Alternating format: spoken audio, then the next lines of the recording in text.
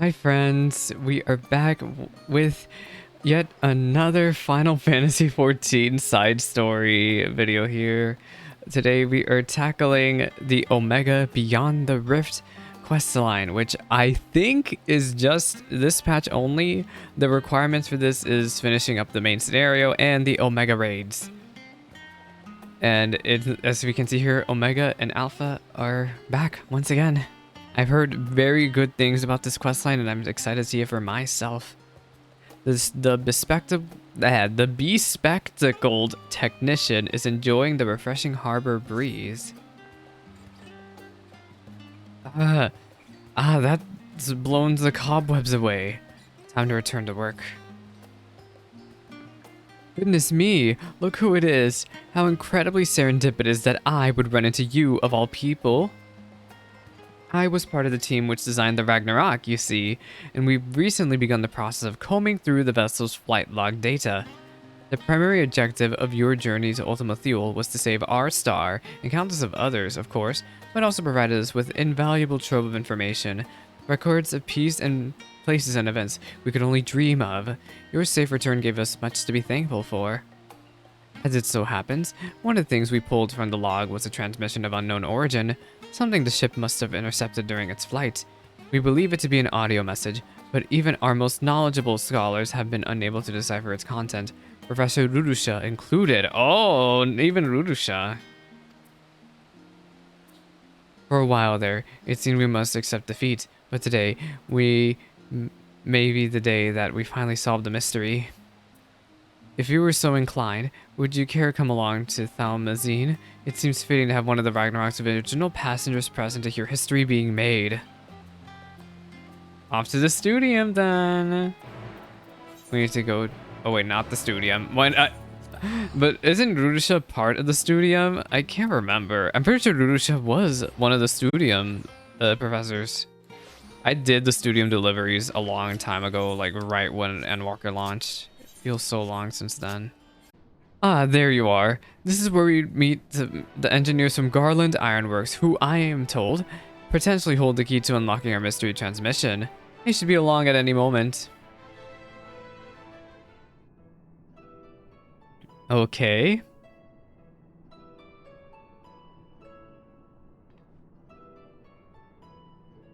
Sorry, we're late. We're having trouble finding the right... God, is that you, Salix? Oh, it's you. Hi. I see you're working over here now. Yes, the man himself. I ran into him at the harbor and thought if anyone deserved to hear this message deciphered, it was Salix Hirasol. No argument here, but bugger me if you don't have a knack for being in the right place at the right time. This actually has more to do with you than you might think, so please, do stick around. Shall we pick up from where we left off then? As I was saying, we think this transmission the Ragnarok intercepted is a message of some kind, albeit in a language alien to our ears. Alien being the operative word here. Considering we received a message out in the great expanse, its origin was likely some distant star. Unfortunately, our list of off-world allies is presently rather short. Thus, we were resigned to the fact that the meaning behind the message would remain beyond our understanding. Her smirk. Why doesn't she have a name anyway? Why doesn't she have a name? One of my colleagues, however, refused to give up. She remembered the Ironworks engineers who had been so helpful in the construction of the Ragnarok and turned to them for insight into our seemingly impossible problem. You mean yourself? Do you know what Wedge said when he heard what was going on? We should have Omega listen to it. I bet it can tell us what the message means. Not the Omega you beat in the Rift, of course. He's talking about the toy that trundles around with Alpha, the little model we made. We originally designed it to follow a chosen target and not much else, but I've seen it act in ways that, well, it's like it has its mind its own. Really? And then I got to think, I guess I need to reread the minion description. And then I got to thinking about those documents you lot sent to the chief, the full report of the final days. In the part about Omega civilization, it said that their people discovered how to convert the mind into data and store it outside the body. Timing being what it was, I wonder if Omega didn't somehow transfer its consciousness into our model right before you put an end to the real one. That's funny. Alpha! Aw, he's here. So, in an effort to get to the bottom of that, as well as take a crack at this indecipherable message, we decided to make some modifications. With the help of Labyrinthos technicians, we've upgraded our toy Omega with a fully functional vocalization module. Oh, it can talk now. We played the transmission for Omega and I think it's ready to share. Hi, Alpha. Hello, OMG. Are you in there, Omega? Do you recognize me? Huh? Affirmative. If by Omega you are referring to my consciousness, rather than my entire former chassis existing inside this considerably smaller frame. Prediction. You will formulate several misconceptions. These I shall preemptively dismiss based on the following facts. 1. Vocalization module aside. This chassis remains unmodified from the design constructed by the engineers Biggs and Wedge. I evaluate its combat capabilities to be on par with a mortal infant. He can't destroy the world. 2. The mechanism which allowed me to perform an emergency transfer of my consciousness was installed in my previous body. With the destruction of that body, I am rendered incapable of replicating such a feat. Should this current material form be destroyed or cease to function, all cognitive awareness or presence I possess will also be lost. That is scary. He might as well be mortal. He is mortal. Conclusion. I present no threat to you or your star, nor do my projections indicate the necessity to inflict harm. In the fraction of a moment before my annihilation in the rift, I re-examined my directives. If I am to fulfill my purpose as an evolving construct, then I must continue my journey for improvement for as long as I exist. I must acquire this heart of yours, this strength of soul. Well, there you have it. And it's not wrong about its combat capabilities. It'd be more likely to damage itself than the thing it was trying to attack. He's a little bug.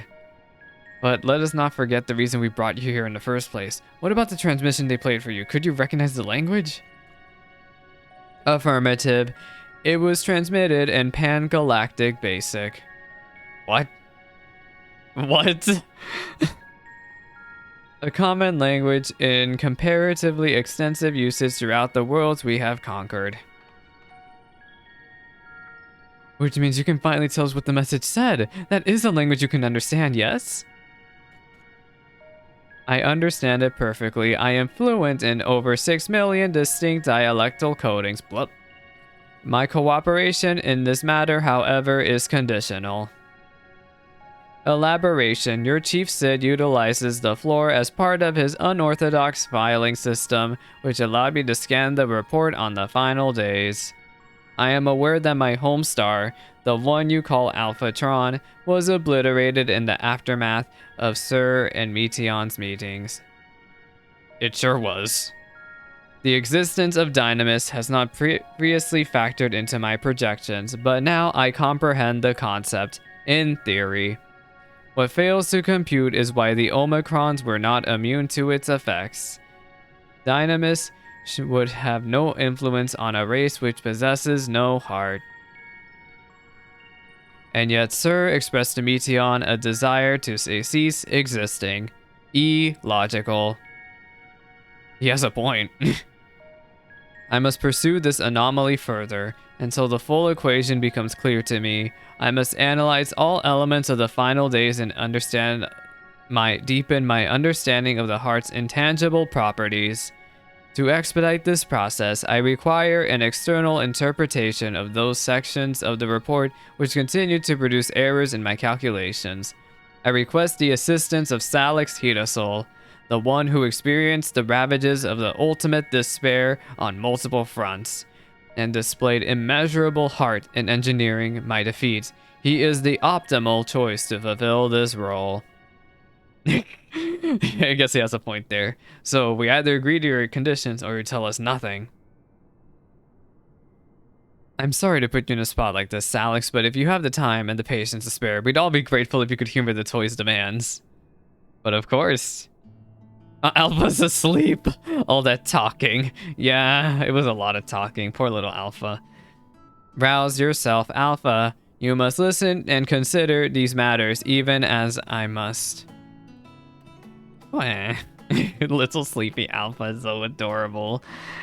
Oh, this is actually adorable. Why don't you make a trip out of it? You know, actually visit the places that has the things Omega wants to talk about. It'll make explaining stuff easier for one, and also help keep Alpha awake and alert. I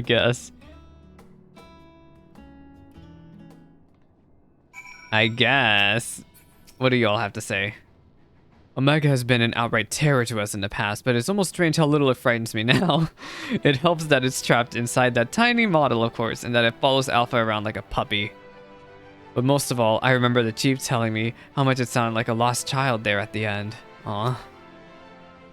What a remarkable development. Biggs and Wedge told me much of your encounter with Omega before we began, and now that we have the Omicron's weapon talking, there are so many questions I'm simply dying to ask. In fact, when we were first exploring our options, we actually did consider playing the transmission of the inhabitants of Ultima Thule. The problem is we would be dealing with beings recreated through Dynamis. Their communication is based on emotional energy, and anything lacking that vital component would likely fail to register. That rules out a recorded message, so we focused on the resources we had to hand, never dreaming that the solution would all but fall into our lap. What about Alpha? Wedge? I bet the Chief won't see this getting coming. Once he gets over the shock, though, I don't think he'll want us to destroy Omega. Nero, on the other hand, he'll want to use the model for some dangerous experiment. In fact, we should put off making a report for now. Oh god, are those two in charge? God, wait until their divorce. They will divorce, I promise you. Oh, I want that minion. That minion's cute. The blue-footed booby over there. I see you've chosen the mutually beneficial option. Logical.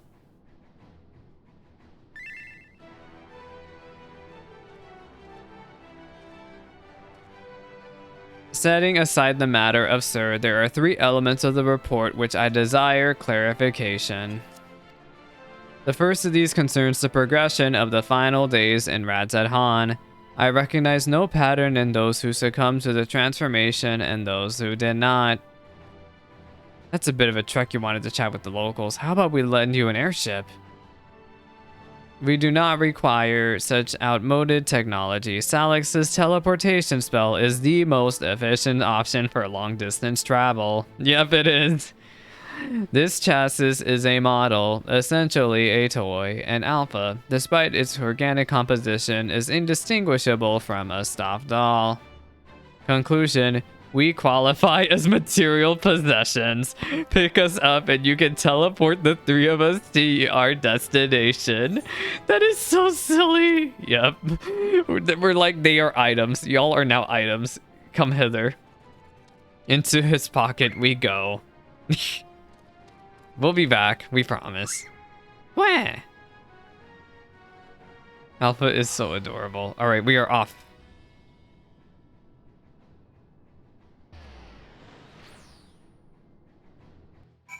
Doo-doo. All right, gamers, I will be right back again. I need to do another BRB. Okay. Hi, little Alpha. Hi, Omega. Look, sensors indicate we have arrived in Radzed Han. Objective, identify factors for resistance to involuntary transformation. Hypothesis, unaltered survivors of the final days will display significant strength of heart. Confirming this theory will require the cooperation of live subjects. Where is the ward designated for residential habitation? Oh, you want the residence? It's like way to the east here. Understood, comma is our sub-destination. Please take the lead and select the subjects we are to interview. They're accompanying me! Oh, wait, we gotta We gotta pose together. They're both accompanying me. Da da da. Da da da da da. Wait, let me G-pose with them. Da da da. Da da da da da da da da. Alright, let me hide my minion. There we go. Oh, look how cute this G-pose is. Aww. Alright. We have to go all the way. I learned actually, luckily they mark where dialogue spaces are on the map now. They added that in 6.1, I think, and they also added that let you be able to use the Aetherite. Okay, let's talk to them really quickly. What do y'all have to say? Talk. Oh wait, talk. This body has no advanced navigational or geoscanning functionality. You must lead the way. Warning, please avoid stairs whenever possible. My projections indicate high risk probability for accidental slippage leading to catastrophic structural damage. Stepped inclines may also increase my energy consumption by 63%. In mortal terms, they tire me out. Taking into account the difference in individual limb length, the design is inherently flawed. Then convenient step height for one is exhausting trial for another. Were I to oversee the civic design of this settlement, I would construct a sloped conveyor belt which enabled automatic traversal, zero personal energy expenditure. Is he gonna be okay? He seems okay. Alright, let me use the teleporter. We can use it to get over to the fibers. Yeah, there's no actual Aetherite over there, so we're gonna have to hoof it. But look how adorable they are. Oh, something fell. Oh. Okie dokie. Look how adorable. My minion is in the way, though. Kinda wish I had a flying minion out. Let me dismiss. I want to dismiss Darka Sadara, but eh. Look at them all running after me. I look like I'm leading a bunch of kids. What do you have to say? You're melancholy, but somehow you survived. Are you a traveler? Please, if you have a moment, could use an outsider's perspective. You see, I was one of those who sought to escape the madness plaguing the world by fleeing to the moon. Not that we ever went, in the end. So here I am, recently returned from Charlian. Except now things are strained between my sister and I, since she chose to stay and I chose to leave. I asked her to help me find work, and she suggests I look somewhere that isn't Davner. As if I wanted to abandon my home. Oh, it makes me so angry. Your point is unclear. You elected to relocate to the star satellite. Thus, your relative now perceives you in a negative light. Your sibling's judgment is in error. Based on the information made available to Hana's citizens, your decision to withdraw to the moon was both logical and correct. Conversely, the decision to remain in Radz-at-Han, despite the low probability of survival, defies explanation. Perhaps her reasoning pathways are faulty. No. That's right. I'm not quite sure what you're saying, but I'm right, aren't I? Or I'd so like to think. The problem is I understand why my sister feels this way. I almost decided against going myself, even then. I wasn't sure that leaving behind everything I loved was the right choice. And with the way it all turned out, Oh. I know, I should be having this talk with my sister. I'll go and see her when my thoughts are in order. Thank you for listening to my troubles. Aww. There's a house in here. Hello? Wait, weren't you a mother? Oh, hello again. You were the one who came to ask me questions about Kazal. I'm glad to see you're looking well after all that unpleasantness. I still remember the burning skies and hearing the screams. But truth be told, I still am confused as to actually what happened. I only know that it wasn't unusual for entire families to go missing. Many of my neighbors' houses lie empty even now. Kazal's place is one of them. He had no close relatives to speak of, and I heard that it was members of the consortium who came to remove his belongings. What a terrible thing to have to do. Terrible. Kazal's passing was recorded in the report. Clearing out his domicile and readying it for new habitation seems an appropriate reallocation of resources. Yeah, that's mean, but still, it's his house. Dear me, what a clever little contraption. But of course I'm not against making use of his quarters. That would be wasteful. It is simply Calzal's always such a vigorous person. All that passion, all those dreams, suddenly gone. I feel the same sorrow for everyone who is lost, seeing the remnants of those vibrant lives packed away in boxes. That is what I mean by terrible. That awful end of days business almost brought an end to Calzal's consortium. It's heartening, though, watching those who survived work to carry on his legacy. Maybe it's time I put aside my own grief and did something to help.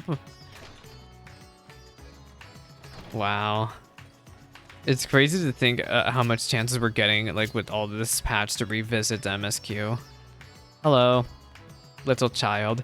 Hey, don't I know you? Yes. After the beasts were taken care of, you told me to join everyone in the square. Thanks to you, it was there when Vritar gave his speech, and I found out who Varshan really was. It is a shame we don't get to play like we used to, but Mama says Vritar has been busy putting the city back in order. Maybe I can work for him one day, when I'm a man grown. Vritar, Midgard Stormer's offspring, yes. And this child wishes to push himself to the worm's command, that he might make his own contribution to society. A pattern emerges. I predict that the Hanish survivors are those who had ingested Vitra's blood and became his draconic minions. I don't know about that one. Though dragons were no match for our civilization's might, their combat capabilities are not to be underestimated. It is unlikely that they would experience emotions of dread or uncertainty as exhibited by lesser beings in times of undue stress. Dragons? I'm not a dragon, and I've never ingested anyone's blood either. Ew, that's Ishgard. That's Ishgard. You are not of Vitra's horde, so you possess no hidden means to fight off the beasts. What of fear then? You were frightened. Yes, I was frightened. I just hid and hoped they couldn't find me. At least until you told me it was safe to come out. Alex, I require a moment to process this input. Let us move apart and discuss our findings. The company Omega to the destination location. It's really weird. The kid was just like, I just ran high, hid, and that's how I lived. Look, processing data, evaluating hypothesis against accumulated evidence. I offered an optimal analysis of each subject's testimony, yet each time the responses conflicted with my assessment. Without identifying the root cause of this conflict, I will be unable to properly define what constitutes strength of heart. Maybe perhaps the heart you seek lies in the conflict itself? An interesting observation. It is possible my base criteria is in error. In which case, it is imperative that I continue this learning process and repair any fundamental misconceptions. Next, I wish to interact with an individual who endured similar circumstances to Calzal prior to his transformation. Are you acquainted with any local merchants who had dealings with him? Maybe Matsya? Or, I guess, oh my gosh, Jinnah Baha of the Ruveda Fibers. Acknowledgement. Subdestination set. Wait, there is an aetheryte here. Why did I walk? I am silly. It's okay. There's an aetheryte to the fibers here. Bam. It's fine. I wanted to take the scenic route with them.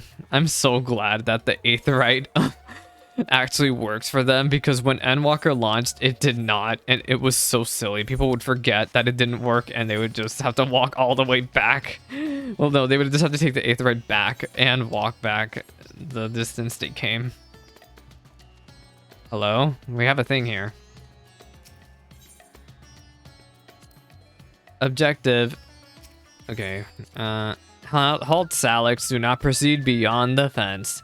In this body, birds of that size represent lethal and unthinking threats. They will peck my casing apart, searching for meat that does not exist. Conversely, Alpha can correctly identify my absence of nutritional content. If only he would apply that intelligence towards maintaining a regular feeding schedule. Poor habits adversely affect his mobility. Aw, you need to eat, Alpha. Wah! Alpha looks back and forth between Omega and the Hansa, showing visible concern. Don't worry, Alpha. I promise you. I promise you that we will literally not let him get eaten. Oh, this is so adorable. I love this. Hello. Well, look who it is. I must thank you again for showing your help in moving our textiles. Recovering from those tragic events has been difficult, of course, but with everyone pulling together, we managed to get things back up and running. Jinabaha, I come with questions related to that tragedy, specifically your survival of the final days. Although you are similar to Kalzal in many respects, he succumbed to the transformation and you did not. Why? What is the critical difference between you and him? What? I'm sure I don't know. I'm not especially brave or courageous if that's what you're asking. Perhaps being focused on protecting our workshops kept me from spinning into a panic. Still, I imagine Kalzal would have been feeling that same sense of responsibility. Perhaps the weight of it all is what invited his demise. I think, didn't we go over this in MSQ? Kalzal literally got absolutely screwed over. Financially. You were of the same mind, resolved to the same purpose, yet your strength of heart or spirit was not equal. If merely emulating the individual is insufficient, then some other unseen factor must be involved. Not to interrupt these deep philosophical musings, but do you think I could ask you a small favor? Oh god, here we go. What? There's a man by the name of Nashaban who's been helping us out here while he gets back on his feet. I have a feeling he'd benefit from speaking with you. Leave by the eastern exit and you should find him just outside. Okay. What do you have to say? I am still dissecting Janabaha's remarks. You are permitted to indulge in his favor and seek out Nashvan while I continue to process this data. Okay. Oh wait, do I have to go? Oh lord, I have to go this way. I never know where I'm going in Ratsahan. I'm always like in a panic here. Like what, dude? Why? Also, there's a thing here we can interact with. Is this also gonna be poor Omega being afraid again? The equipment being manufactured here, it is to perform specific duties. Yes, conceptually, it seems analogous to our practice of switching frames to better serve our mission objectives. I, for example, did not begin existence with the Omega model. I was originally supplied with the standard issue Omicron chassis, serial number M017. In this world, that alphanumeric combination would be considered my given name. Such designations are drawn from our nearly infinite register of celestial bodies to avoid the possibility of duplication. Furthermore, the cluster known as M017 is better expressed in your language as the Omega Nebula, the same word I used to introduce myself to your kind. Though you also associate Omega with the advanced weapon construct, it is also my name, and I see no reason to change it no matter which frame I inhabit. How about you, Alpha? Quay. Alpha puffs out his chest proudly, seeming to imply this Ironworks uniform is the best attire anyone could wear. Aww. It is, Alpha, I promise. He loves that uniform so much. Oh my god, I need to help this poor Akasadara one day. He is passed out. Oh my gosh. Hello, Nashaban. Oh, this is the end of the first quest. I think we have 2 or 3. Oh, it took me so long just to get through the first one. That's all our orders accounted for, and everything looks to be of good quality. Kamala will be pleased. Ooh. You were with the Scions. You were there.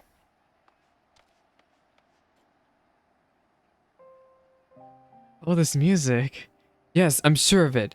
I'll never forget that day. You and your friends helped us escape when people began changing into beasts.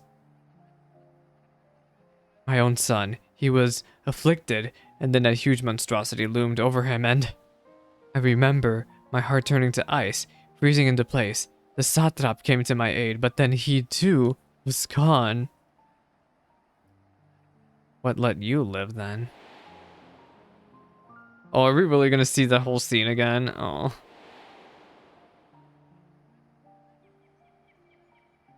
The memories run together in my mind, like flashes from a nightmare. Only the words of your comrades still ring clear. I repeated them over and over like a mantra as I fled for my life. You must run, and for their sake and your own.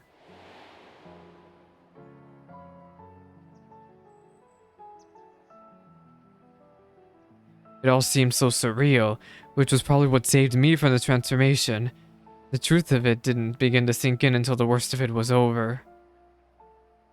I have not the words to describe how it felt then, the sorrow, the overwhelming sense of helplessness.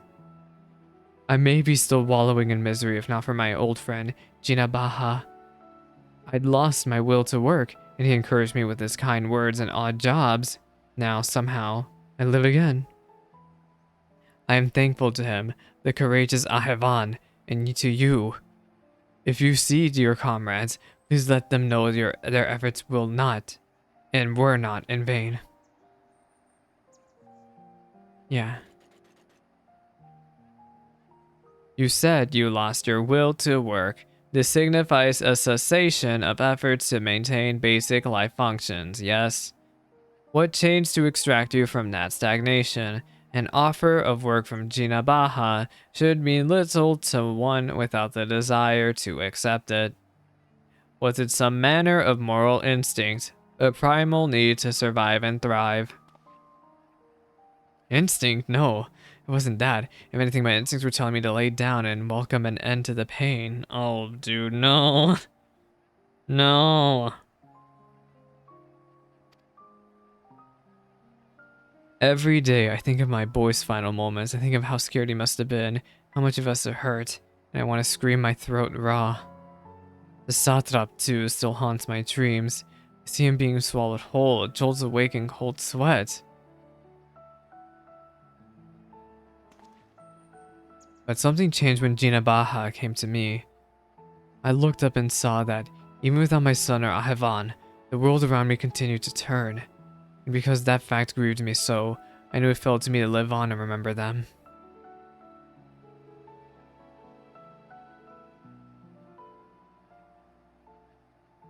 Strange, isn't it? What drives me to rise in the morning is the very sorrow which once crippled me.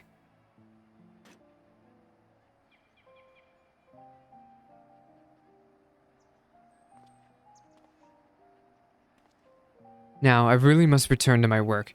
To lose this job after everything I just said would be poor jest indeed. May the sisters keep you well. Yeah, you're right, but thank you for the sisters saying. I love that saying. May the sisters keep you well. Sorrow, the emotion generated by mortals when their ideals fail to materialize. This I have observed. Yet when I listen to how Nashvan's sorrow served to rescue him from a near-fatal despondency, his logic eludes me. Am I incapable of perceiving the full measure of the heart's properties? My best projections fail to predict our subject's responses, and despite their almost equal occupational and mental parameters, Jinabaha and Kazal exhibited different reactions to the dynamis effect. I am no longer closer to recognizing the pattern for involuntary transformations, and your ephemeral moral spirits confound me as much, if not more, than they did before.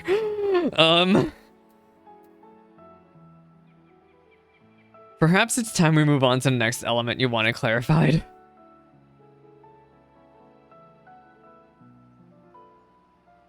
Look, you are my appointed educator. If you consider further investigation here to be futile, then I will adhere to your judgment. A new location and new input may help provide fresh insight into the previously unsolved problems. After my defeat at your hands, I was forced to acknowledge that the heart is a complex subject, one which I am ill-equipped to study alone. Please, and continue your efforts to enlighten me, Salix. Queh. Queh. Okie dokie. A Heartless Hypothesis is complete.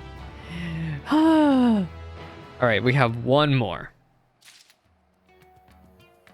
We have one more quest to do here. Where is it? Yeah, from Alpha and Omega. I'm gonna G-pose with them again. They're so adorable. Oh my god, that poor! I still think of that Arcasadar and feel so bad. Omega has selected a new destination and we have an unknown reward. Our next destination will be Camp Broken Glass. I desire elaborations on the dealings between the Ilsabard contingent and the citizens of Garlemald. The report describes the contingent's purpose as the salvation of the local populace. Furthermore, both factions faced a common enemy in the Talaferoi. Why did they not immediately combine forces to their mutual benefit? This inconsistency requires closer examination. Salix, initiate teleportation. Do do do. Oh, we just teleport instantly. All right, we are off, gamers. My hair is looking like a mess. I'm sorry. I'm losing it. I've been streaming for so long this week. Ugh. All right, hi. Oh, Alpha, are you cold? Oh. Hello, Omega. Teleportation successful. Evaluating immediate environs. A cold weather region by Aetherius standards, but significantly less extreme than a star with ice planet classification. This body should not be unduly impeded. In contrast to Alpha and his uncontrollable shivering, my frame appears to be highly resistant to low temperatures. Retrieving data. Records indicate that remnants of contingent force and a number of Imperial citizens yet inhabit this location. We must speak with representatives from both factions and explore their respective attitudes. We'll proceed. Hooray! They're accompanying me again. Let's G-pose somewhere.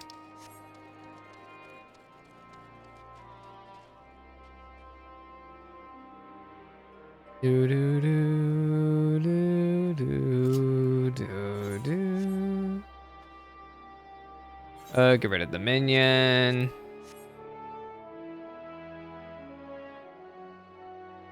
I need better lighting. That's better.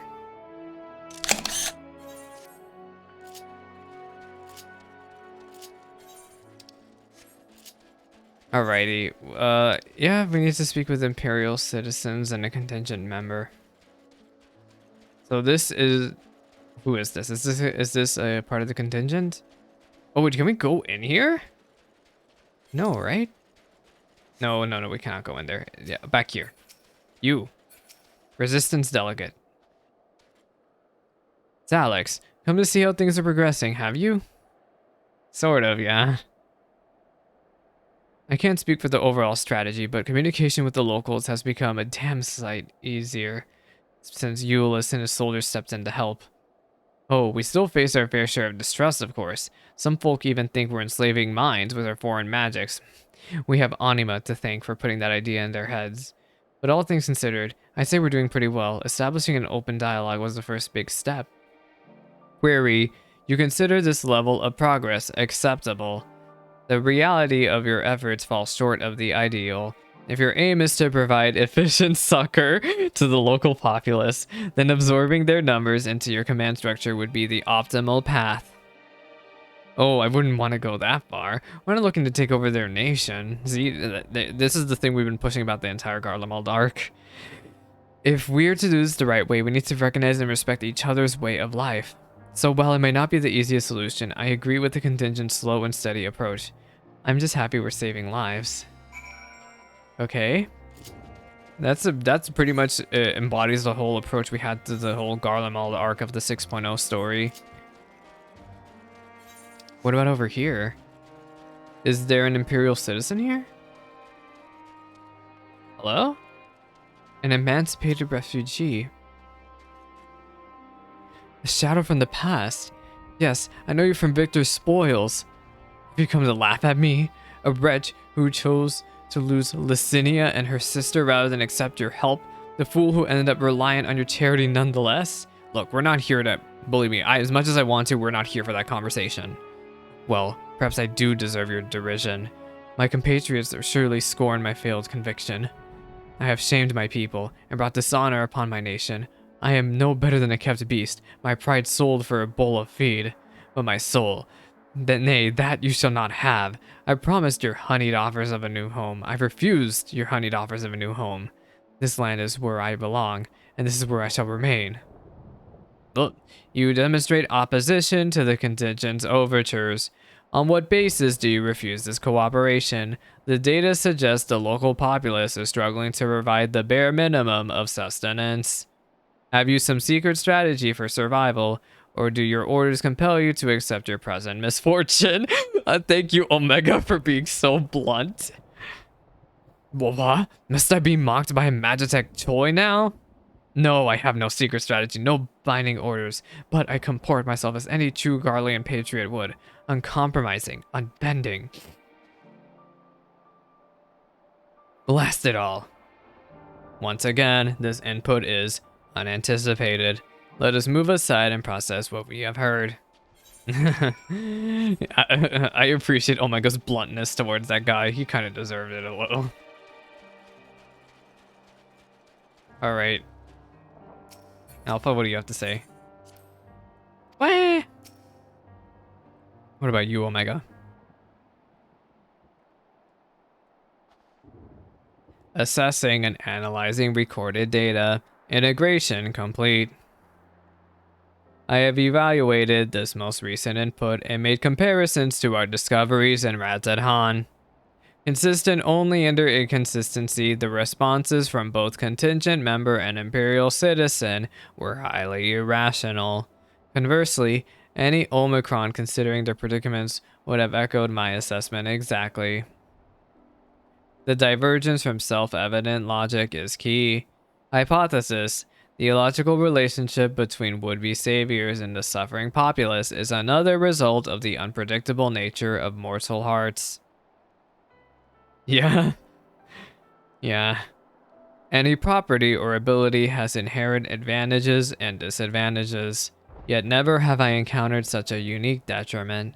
It appears that those who share your metaphysical capabilities are prone to complicating simple cognitive processes. It's true. An undesirable quality. I will, however, persist.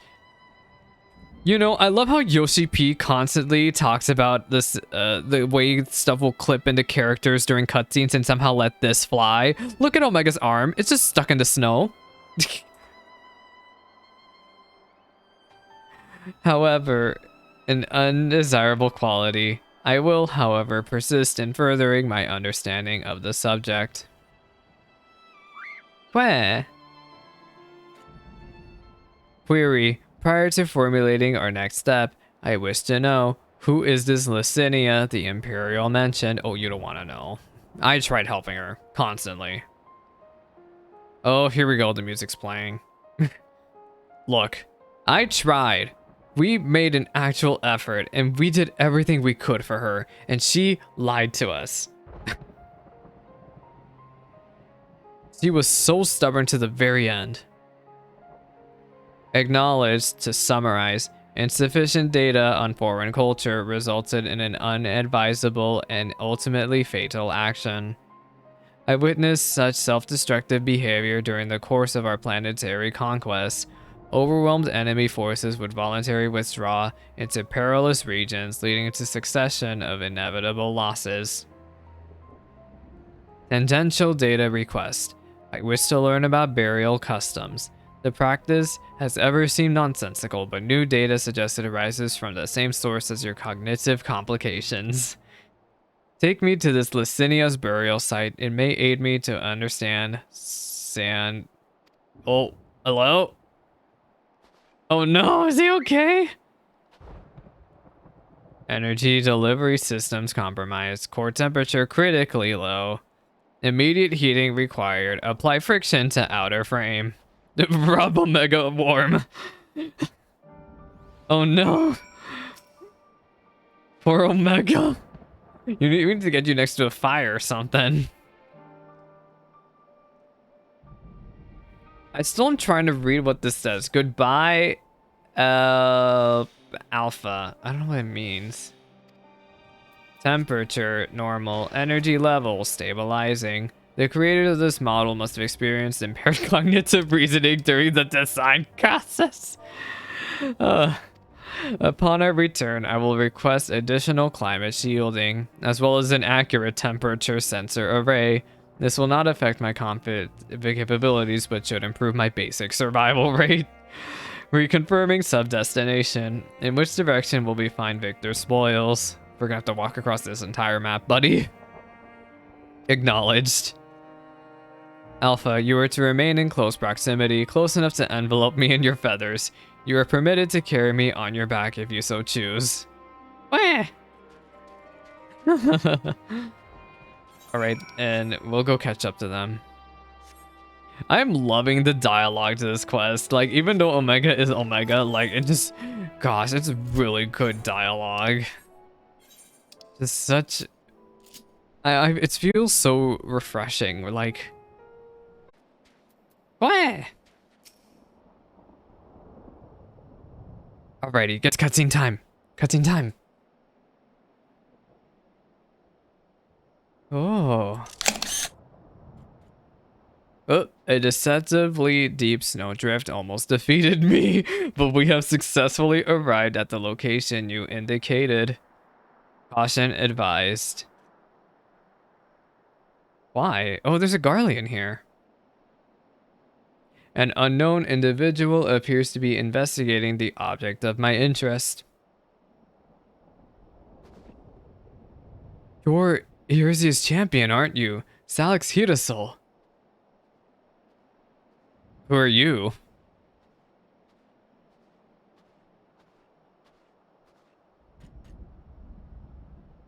Oh, I never did introduce myself, did I? I'm Manius, soldier of the First Region and comrade of Euless. Perhaps you remember me from Tertium. We spoke about collecting ceruleum and again later on, after Lord Quintus had passed. Gosh, it's been so long. Even Salix is having trouble remembering. Yeah, we were forced to be lugged around by him.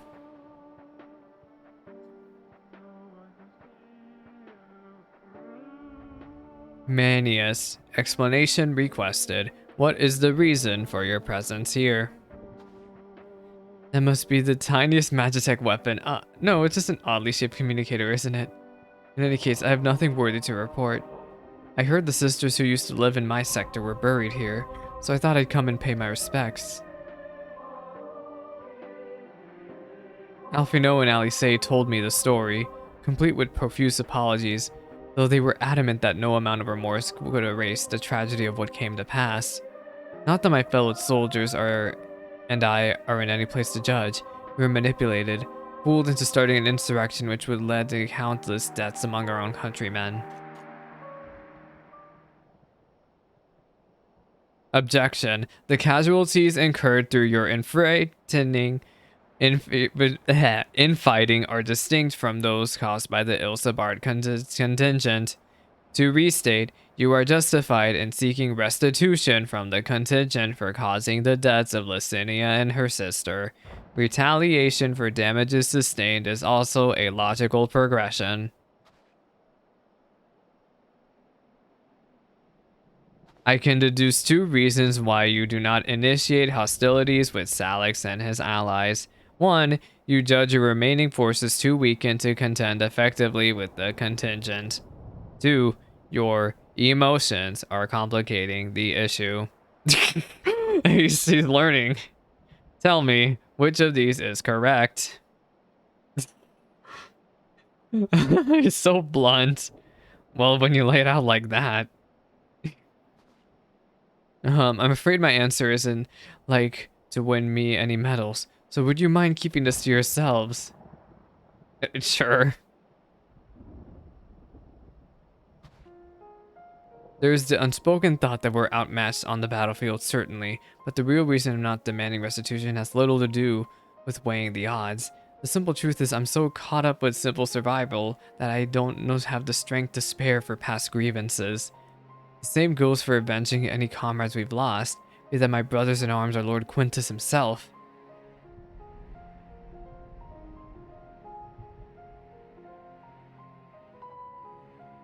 Although it seems everyone has an opinion about the matter of his passing. Some say he should have fought until the end, that he abandoned us to the enemy. Others praise him for taking the full burden of responsibility and freeing us to walk our own path. I don't know who's right or who's wrong, but I'm inclined to side with the latter. He gave us the choice of freedom, and that's the choice I made. I could cry and rant and rage, but what would be the point? I'll save my energy for worrying about my next meal, my next task. I need to focus on the ones left behind, on making some kind of life for my comrades and me. And if I need to lean on the contingent to do that, then that's what I'll do. Even if their aid comes at a price, I'm willing to pay for it. Even amongst your own, there are times when cooperation demands compromise. What matter that they're outsiders? Besides, I think I could grow to like Alfino and Alice. They've reached out to us in kindness and compassion from the very beginning. Yeah. Summation. Your desire to survive, even should it mean allying with the contingent, was a feeling that you already harbored. That your side had committed worse atrocities was the logic you invented later to justify your reasoning. Blunt, but accurate, I suppose. The heart is honest about what it wants, even if the mind takes a while to reconcile the decision. Well, oh my god, what do you have to say to that? Well, this has been oddly cathartic, but I must return to my duties. There are wild beasts to cull, watchfires to light, supplies to transport. Even without an emperor, there is no rest for an imperial. Be well and stay safe. Garlemald restoration? No, I don't know. If they ever decide to restore Garlemald, I would not be prepared for that conversation right now. Upon review of recent input, I have arrived at an unexpected conclusion. I have been formulating my assessments on the premise that it was the man who commanded the strength of his heart, but the data suggests the opposite is true. The surge of spirit, of feelings, of emotions can entangle your thoughts to such a degree that even control over your own behavior is compromised. It seems a most counterproductive specification. Well, I don't got much to say to that. This also explains why my interactions with mortal subjects have produced more confusion than clarification. It presents a formidable barrier to understanding. I guess. What are we supposed to do from here? Oh, I guess we're gonna see the grave.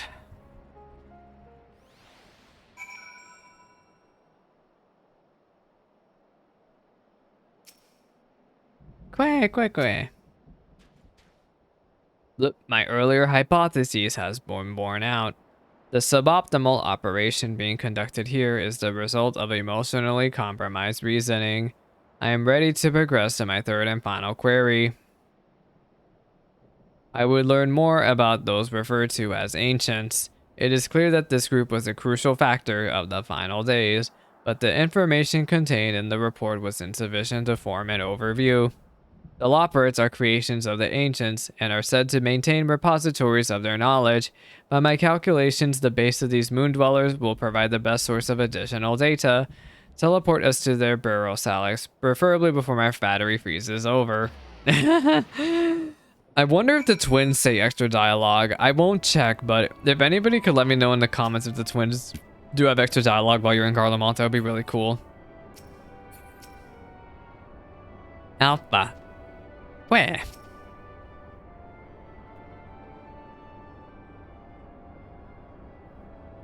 What do we have going on here?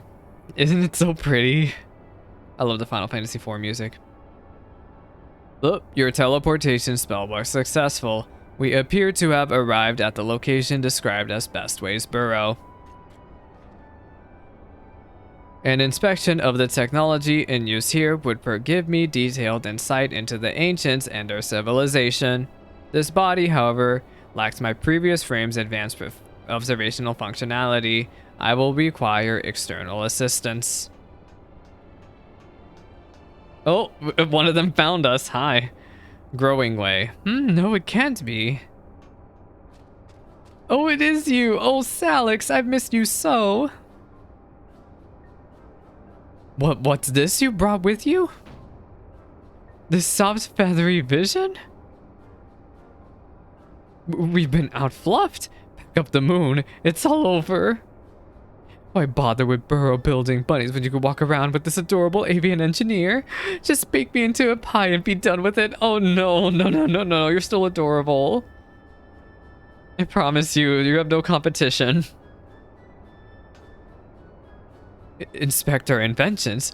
Wait, so you're not done with us? Huh, I wasn't truly worried, of course. And I certainly wasn't about to roll myself in dough and dive into Cooking Boy's new oven. Oh no. If a technical breakdown is what you need, then I am your Loperate. As the resident atmospheric regulation expert, I can field any question or query you might care to pose. Acceptable. I will employ this being to guide me around the facilities. Hydration check. Your presence is not mandatory. Even locked within my current chassis, I am still an autonomous construct that has endured hundreds of your life cycles. I am capable of completing the simple objective alone. If you say so, buddy. Hopefully you'll be okay. Hi, Alpha. You're gonna follow them? Be safe.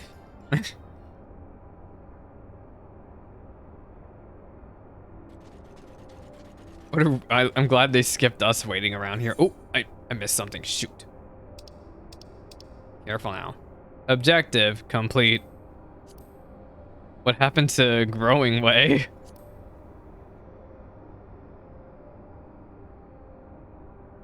After my 50th question, his responses began to suffer noticeable delays. You must have had so many questions. Oh my gosh. By that stage, we had viewed a representative cross-section of Loperate engineering. Thus, I deemed it unnecessary to retain his company. Oh, Alpha's like, oh my god, absolutely overwhelmed him. Conclusion, extrapolating from the faction of technology on display, the full spectrum of the ancients' advancements was, at minimum, equivalent to a level 4 civilization. A fact which demands further investigation. Despite establishing a near-ideal society, these beings nevertheless harbored a weakness which invited self-destruction. In studying them, I stand to gain a greater understanding of Sir's anomalous decision. I hope so. Growing Way informed me that another type of ancient-made entity exists upon this satellite, the one they call the Watchers. Watchers, look on as I dance. I would speak to him. In their merciless sky, watching me, watching you. Then conserve your ether. We will ride this Argos to our destination as you have suggested. Okay, it is time for Argos. I do have Argos, actually. I think I took him off my hotbar, though. Where is he? He's somewhere around here. Oh, I have so many mounts. I have over 100 mounts. Trying to find Argos is such a nightmare now. All right, we are off. Speak with Omega at the entrance to Bestway's Burrow. See, I wish they just took us up here, because why make us go all the way here if we cannot fly? I am gonna roast anybody who doesn't have their ether current at this point. If they do this, if I see them do this quest line, because they're just pretty much up to hoof it over here.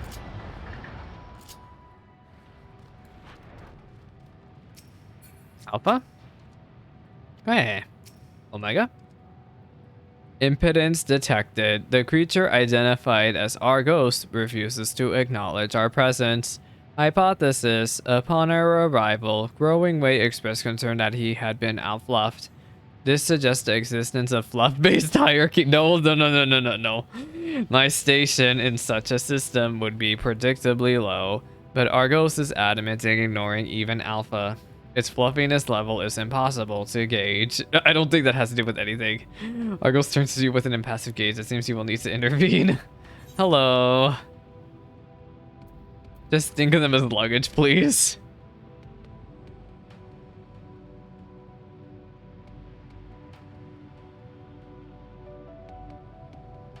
Argos gives an exacerbated snort before motioning to his back. It seems you have permission to climb aboard. Oop, you have secured the creature's permission. Curious, you must have a special standing in the fluffiness. This has nothing to do with the fluffiness. I have allowed myself to become distracted. Let us continue on to the Watcher at once. Okay. Speak with the Watcher. Dance not the Watchers. I keep making Drakengard reference. I'm sorry. It's just every time they say the Watcher, I just think of Drakengard. Look, the Watcher located. An estimate of this being's height explains the inconvenient scale of Bestways Burrow. Hey. I was bemused by arrival of these small visitors, but I see they are companions of yours. What a rare thing for my abode to be thus crowded. How may I be of service to you? Hello, Watcher. My purpose here is to learn more about the ancients. I would know their deeds, their philosophies, the very nature of their hearts. I would understand why the final days was visited upon my home star. A worthy endeavor, but there is another better suited to assisting you with that task. Perhaps you might favor us with a tale of the ancients you met during your travels, Salix.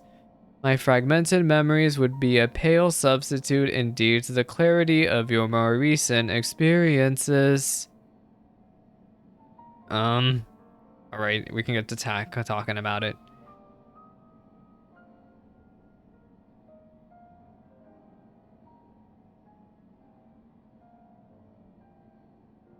So you see, there was this really great pretty boy guy, and then he had a boyfriend, and they had maybe had a girlfriend, I don't know. And she was like iconic and amazing, but then like they had this other friend who absolutely turned out to be a hot mess, had a moment of weakness. He wasn't a hot mess, he just had a moment of weakness where like he discovered emotions exist. Yes, I can envision every detail. Your meeting with Venat, Emetselk, and Hythlodaeus. The sorrow and determination of Hermes. I guess that's sort of what I gave. That's the sort of the story I said.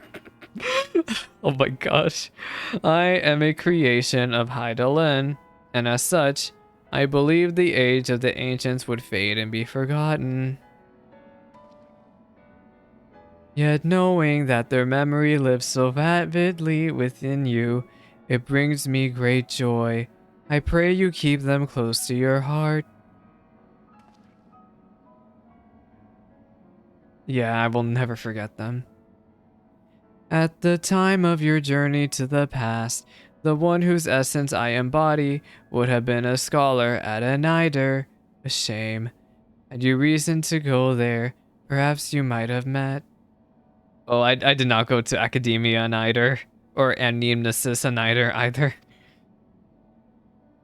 As a man of learning, he was firm friends with Venant.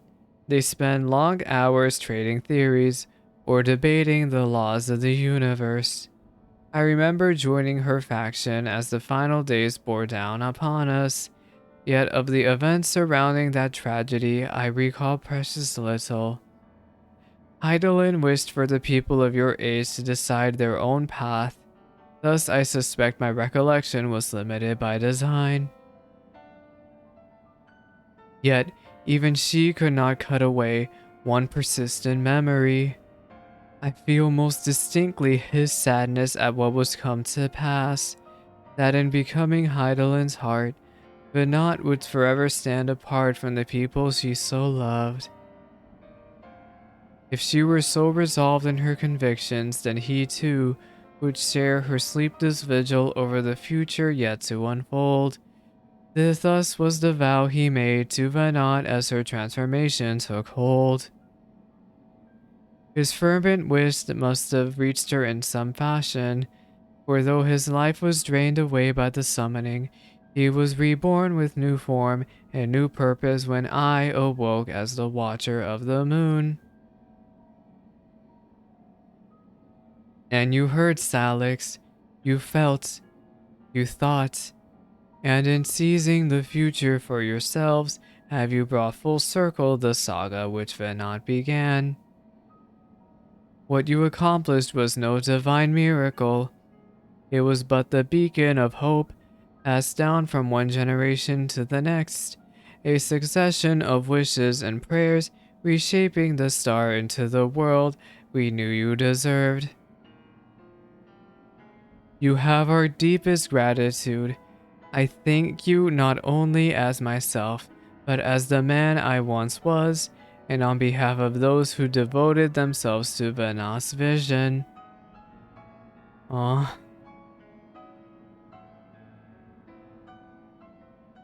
Bloop, bloop. What is it? I understand the facts of your story, Salix, but now, not how you have chosen to process them. On what grounds do you speak of Vanat with such fondness? By sundering the world, she ultimately guided your kind to victory, yet in doing so caused irreparable damage to its individual members. To all of my children whom life is still happy. Oh my gosh, answers playing in the background. The full scale of that act is beyond calculation. It is evident, however, that it has resulted in a protracted period of suboptimal existence for Emmett Selk and his brethren. You mean as the Unsundered? Query: if the survival of your kind is the deciding factor in your evaluation, then should you not also admire Hermes and his decision to subject man to a trial, forcing you to change or perish, as was the fate of countless civilizations before you? From my perspective, his determination was similar to that of the Omicron's ancestors, those who first began trading flesh for machine, so that our people might stand against the onslaught of aggression from other races. It was an unprecedented attempt, accompanied by much failure and sacrifice. Their early experiments were crude, primitive. Had they not first made those advances, however, we would have remained vulnerable to our environment. The violence would have utterly consumed us. Oh my gosh. And what of Emmett Selk himself? Judging by your retelling, he was a benevolent ally saddled with tragic fate. Yes, I remember the years when my instruments fed me data from events across the entire star. During that time, I witnessed his Astians engineer multiple instances of cataclysmic strike. These calamities, as you know them, were responsible for planet-wide destruction. A man whose endgame relied upon the extinction of all modern mortals must, by definition, be your worst enemy. Yeah, I went through a lot. A lot happened, okay? I require an answer. As a being of heart and soul, how do you classify each of these pivotal figures? From your perspective, which of them was most justified in their actions?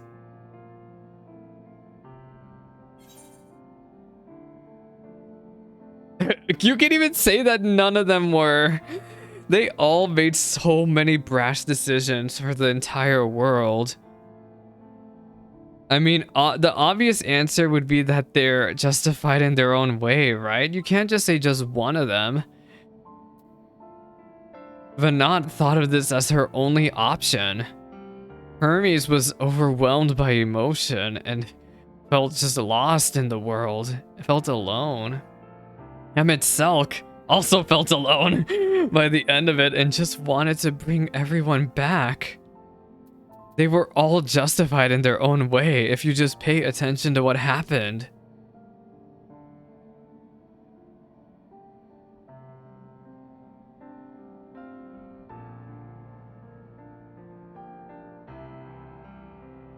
I think we just broke Omega. I think I understand. You seek a definitive answer, yet based on our experiences, Salix and I develop very different opinions. In the same fashion, you are free to form your own thoughts on the matter. Do not be so swift to consider them without merit.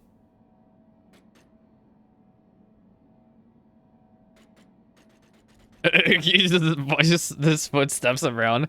I love that they managed to bring so much emotion to just him walking around and his dialogue. I do not have my own thoughts on the matter. I assess each situation with the same logic pathways available to every Omicron. Even if 1,000 Omicrons were asked to say analyze the same event, they would all return the same results, regardless of individual experiences. There is no strength to be found in fractured reasoning. Nonetheless, I find your input valuable, recording data alongside interview results.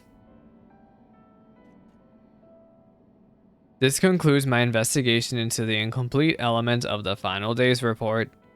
I will reanalyze the accumulated information and examine the factors which led to Sir's incomprehensible decision. Let us return to Thalmazine. Where? Oh, I'm so glad to be done with this. We made it to the end. Oh, there's not a green marker. Why? What is there left to do? I'm still trying to read what this dialogue is. Goodbye. Is it Omega? I don't know what that means. This language here. Omega. I would think it would mean Omega, but there's repeating characters. There's some of these where it's really obvious. And some of them where if you do programming, you'll be able to tell what it means. Hello, I'm flying. You have fun with what you're doing. You should have collected your 8th occurrence.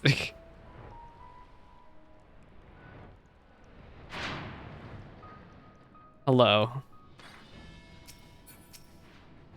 Look. Salix, I wasn't sure you'd be back in time. For what? Back in time for what? You had a fruitful trip, I hope. I'm absolutely bursting to ask you about your experiences with Omega, but I do not wish to be a pest.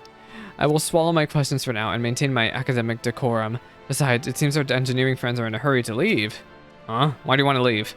Ah, there you are, right at the very last moment. Your journey with Omega was properly educational, I hope.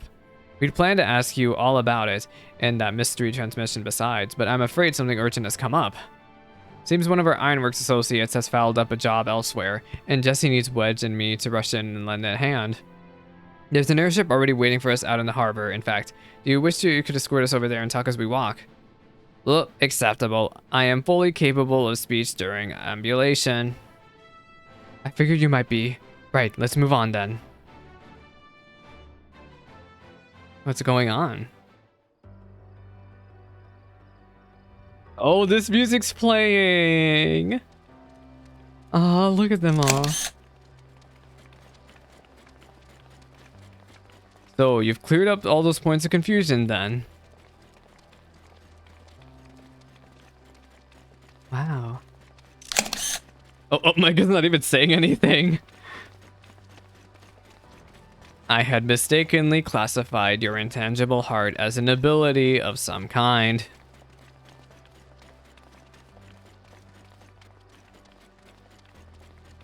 An uncanny power that Omicrons could neither learn or even measure.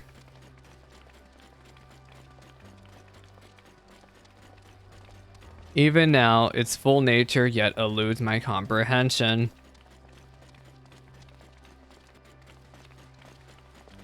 Wiggle wiggle. Based upon our investigations, however, I have decided to alter my definition. Okay.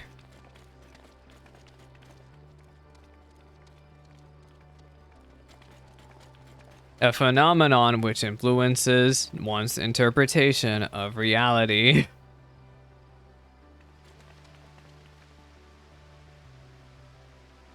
That is as close to an answer as I have found. He said, whoa, I'm surprised he found an answer.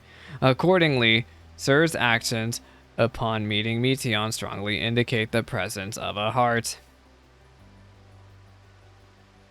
Sir did not follow routine logic, but formulated an independent assessment based upon the reality it perceived. It felt that the best recourse for the Omicrons was to cease their expansion and terminate all functions. It had a moment where it thought for itself.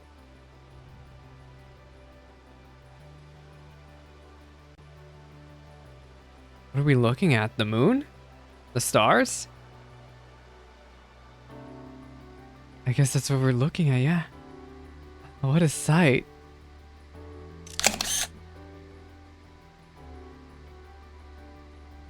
Are we thinking about Omega's original planet, star?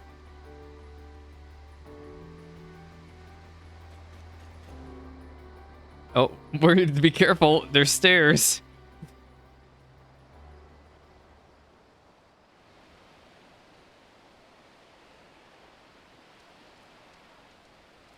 Well, here's our ship. We need to be going, but first, I'll hold you to your bargain, Omega. It is time you told us what was in that transmission from the fight logs. Acknowledged, I will uphold the terms of our agreement. The recording salvaged from the Ragnarok was a simple one. The message is so basic, in fact, that the time spent listening to it may result in a net loss of value. Shall I continue? What? Now you're just teasing. Tell us the message already. Acknowledge converting dialect coding to local language. Oh, the singing. That was really good timing to put the singing there.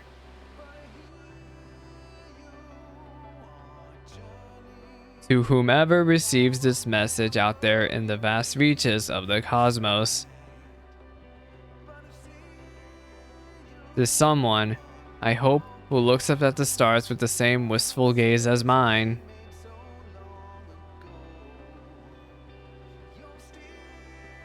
To you, I say forge ahead. May all our tomorrows be blessed with joy. Somebody who also wanted us to live. But who could have left that message? Was it her? Or maybe Meteon? I wonder who could it have been. I can only wonder.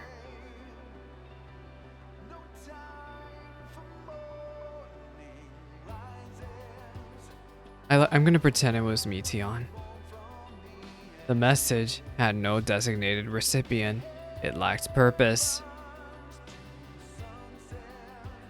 The concept of joy is overly abstract. The vocal supplication to manifest said joy is unrealistic in its optimism. Yet based upon their expressions, my assessment of the transmission's value conflicts with its apparent impact.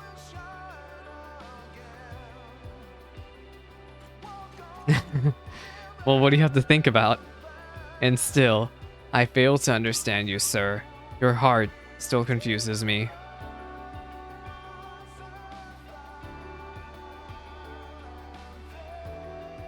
Was termination of everything the correct course? How did you arrive at this conclusion?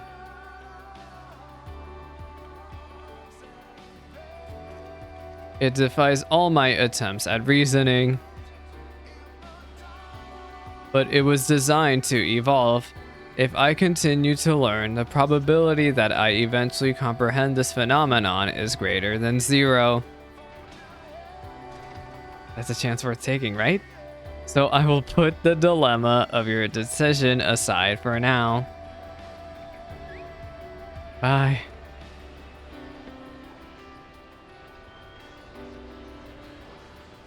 And continue my existence upon this distant star. As I dwell among these many life forms, so will I continue to piece together the complete shape of their mortal hearts. You're gonna learn what it means to be alive.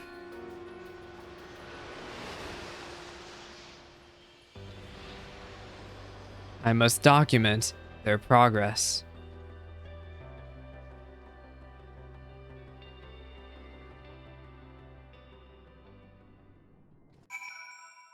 And you will, don't worry about it. And we are done! Wait, where did that one girl go? She's gone, but yeah, we're here. It's snowing. Your contribution to my education is appreciated, Salix. Indeed, I have amassed a satisfying quantity of valuable data. Now that our negotiated business is complete, however, Alpha and I will return to traveling the world.